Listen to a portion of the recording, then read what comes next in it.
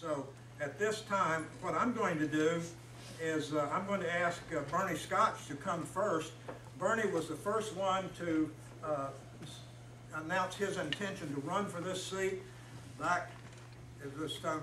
It was ancient history, seemed like, last August or September when he came to Harrison the first time, and we then spoke to him about coming here, and at that time we were going to give him the whole show tonight.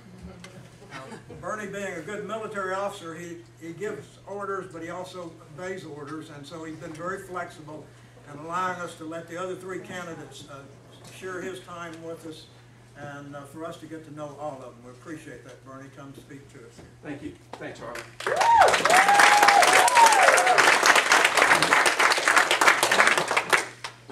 My history is as short as my stature, so I'm not going to spend a lot of time telling you about where I'm from and what I've done, because frankly, I think that's far less important than what I am and what we need to do. I'd encourage you to get one of our trifold brochures, and it'll tell you a little bit about us, and you can go to the website and learn about us. But I want to tap into an emotion that I suspect is surging through every one of us tonight. And if you're not as angry as I am at what happened on the U.S. House of Representatives floor last night, then we are not in touch with what's going on in our nation. And while there's a temptation to say that this is about health care, folks, it has very little to do with health care. What it is about is our federal government encroaching on another 1/6 of our economy and another 50% of our lives, and that has got to stop. I look at what went on in the House of Representatives last night, and we don't have enough time to go through all the machinations, but to argue that this is anything other than something that is irresponsible, socialist, and unconstitutional is to miss the point of the vote that happened in the House last night. Amen. I find it fascinating, and I'm running as a Republican, but I'm very quick to point out I'm running as a bit of a reluctant Republican, because I wouldn't give you a nickel for the difference in the behavior of our parties over the last 10 years.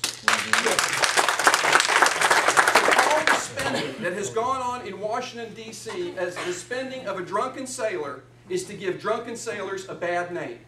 If I look at what has happened with our national debt, in 2002 it was $6.4 trillion. In 2004 it was $8.1 trillion. In 2006 it was $8.9 trillion. In 2008 it was $11.3 trillion. And now the national debt ceiling is over $14 trillion. Every one of us, including Debbie and my 11 grandchildren, owes $40,000. Now, what responsible person would ever do that on purpose? But I will tell you, we have come here because we have lost sight. And shame on every one of us to allow this to happen. That's right. What we need now, what we need in our nation today, what we need in Congress today is people who truly have a grasp of the issues that are on the table, and people who have the moral courage and the conviction to go up and get the job done. And the job is very, very simple. I have spent the last 3 days trying to wend my way through this health care bill that made its way through the House of Representatives last night. 2,027 pages of bureaucracy, of new rules. I am fascinated that we look to our government now to represent us, but our government tells us very frankly, no, I didn't have time to read the bill. Folks, that is not representative government. That is something else, and that needs to stop now. And you don't have to focus just on that one bill. Let's talk about cap and trade. What an absolute insanity and what a destructive force to farmers throughout Arkansas. If you want to see what the price of energy does to every aspect of our economy, go ask a farmer what cap and trade is going to do to the cost of them doing business. We cannot afford this. But even the people that are advocating cap and trade, even the people that are saying this is a great idea, will admit that if every feature of cap and trade is implemented, we will lower the Earth's temperature by 0.09 degrees Fahrenheit by the year 2050. This is not about loving Mother Earth. This is about, again, allowing government to encroach into our lives. Right. The most urgent thing we've got to do, though, is get a hold of this budget. The most urgent thing we have got to do is recognize that we have failed as a country on the 3 occasions that we have passed bills. We passed Graham-Rudman-Hollings in 1985. We passed the Budget and Emergency Deficit Control Reaffirmation Act in 1987. We passed the Budget Enforcement Act in 1990. And on every occasion our Congress said, we promise we're not going to go into debt anymore. And every time we have gone into debt more, we must have a congressional amendment to require a balanced budget. We have got to get these people thinking like any business. What business do you know of that does not pay people based on how well they work? And yet our representatives and our senators go up to Washington, D.C., and we pay them $174,000 a year no matter what. Well, how about this idea?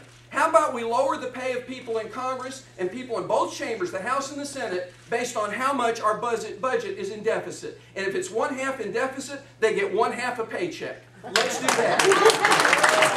And let's talk about this little thing called earmarks. Earmarks are a way that our legislators put little bitty things into legislation that have nothing to do with the legislation.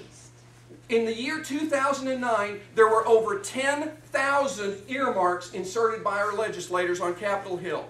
Since 1991, we have spent over $290 billion in earmarks, which is why one of the first things I want to do in Washington, D.C. is to say no more earmarks. That has to happen.